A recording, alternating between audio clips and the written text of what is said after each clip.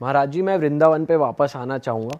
दो चीज़ें हमने वृंदावन की बहुत सुनी है। एक तो श्री बांके बिहारी जी का मंदिर है जहाँ पे सबसे ज़्यादा यूथ जाता है। मैं चाहता हूँ बहुत सारे लोग हमारे इंडिया के बाहर से, साउथ इंडिया से भी देखते हैं, उन्हें पता चले कि उस मंदिर की क्यों इतनी मान्यता है, क्या स्टोरी है उसके पीछे। एक्चुअली वृंदावन अकेले श्री बांके बिहारी जी नहीं है, वहाँ पर बहुत सारे मंदिर हैं। श्री राधा वल्लभ जी, राधा रमण जी, राधा गोविंद देव जी, दामोदर जी, ये सब ठाकुर जी के वहाँ पर स्वरूप विराजमान हैं। मैं केवल बिहारी जी की ना कह के सबका ही एक मिलित स्टोरी सुना देता हूँ। बस बिहारी जी पॉपुलर इसलिए भी ज़्यादा हैं क्योंकि उनका स्वरूप बहुत सुंदर है, वो इतने प्यारे लगते हैं, दूर से देख के आदमी निहाल हो जाता है। और स्वामी श्री हरिदास जी जिन्होंने बिहारी जी को प्रकट किया था, उनके समय से ही बिहारी जी बहुत पॉपुलर हैं वृंदावन में। तो पॉपुलैरिटी पहले से ही है। दूसरा, उनका स्वरूप ऐसा आकर्षक है कि आदमी उनसे आकर्षित रहता है। बाकी केवल बिहारी जी वृंदावन में ऐसा नहीं है, बहुत सारे ठाकुर हैं। तो उनकी एक छोटी सी एक कहानी सुनाता हूँ कि जब भगवान अपनी लीला पूरी करके अंतर ध्यान हो गए थे श्री कृष्ण द्वापर में, तो भगवान की अष्ट पटरानियाँ जो थी, 8 मेन जो पटरानियाँ थी, 16,108 पत्नियाँ थी भगवान की, 8 तो भगवान के साथ ही प्रस्थान कर गई थी, पर 16,100 राजकुमारियां जो थीं ठाकुर जी की, वो रह गई थी। उनको भगवान के परपौत्र, मतलब बेटे के बेटे के बेटे, समझ गए, परपौत्र वज्रनाभ, वो उन सबको लेके वृंदावन आ गए थे उस समय जब भगवान प्रस्थान कर गए थे। उन लोगों को इतना विरह रहता था 16,100 राजकुमारियों को, रानियों को। वज्रनाभ को ये लेता, ये खुश कैसे होंगी, इनके लिए मैं क्या करूं, ये खुश हो जाएं, थोड़ी ठीक हो जाएं।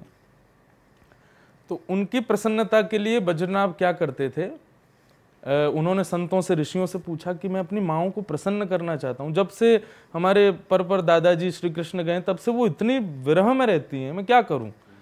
तब किसी संत ने उनको आदेश किया कि भाई, जिस कारागृह में कंस के में भगवान का जन्म हुआ था, वो शिला आज भी उतनी सुगंधित और उतनी तेजमान है, कारागृह में कंस के में।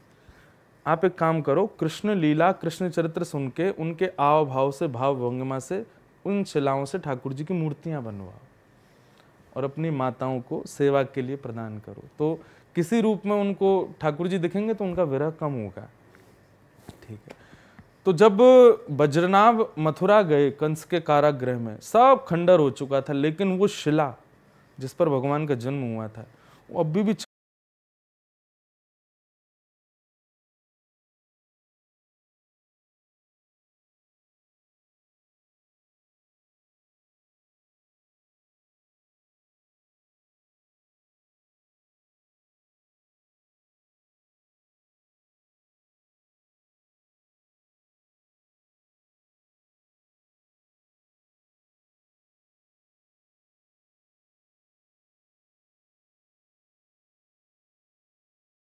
हैं।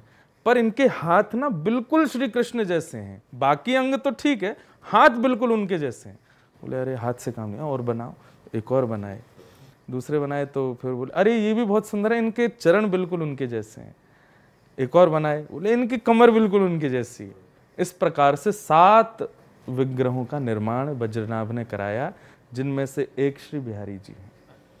तो बिहारी जी, राधा रमण जी, राधा वल्लभ जी, गोपीनाथ जी, गोविंद देव जी, युगल किशोर जी और मदन मोहन जी, ये 7 ठाकुर हैं वृंदावन के, जो कि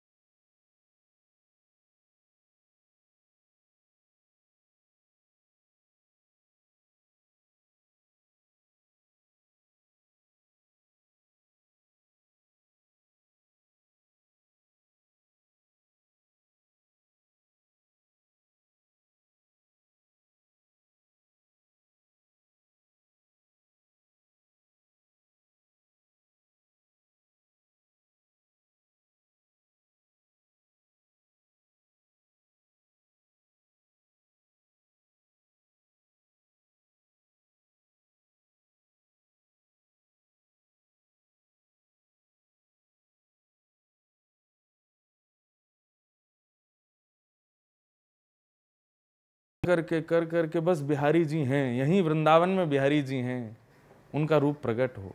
और इतना गायन किया कि निधिवन में, सघन कुंज में वृंदावन से श्री बिहारी जी प्रकट हो गए।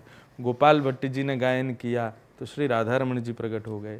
श्री हितरवंश महाप्रभु ने सेवा की तो श्री राधा वल्लभ लाल जी पधारे। इस प्रकार ये सब ठाकुरों का फिर प्रादुर्भाव वहाँ पर हुआ। तो ये आज के नहीं, उस समय से ठाकुर जी, और ये सब जो विग्रह हैं सब श्री कृष्ण प्राकट्य उस शिला से ही इनका निर्माण है।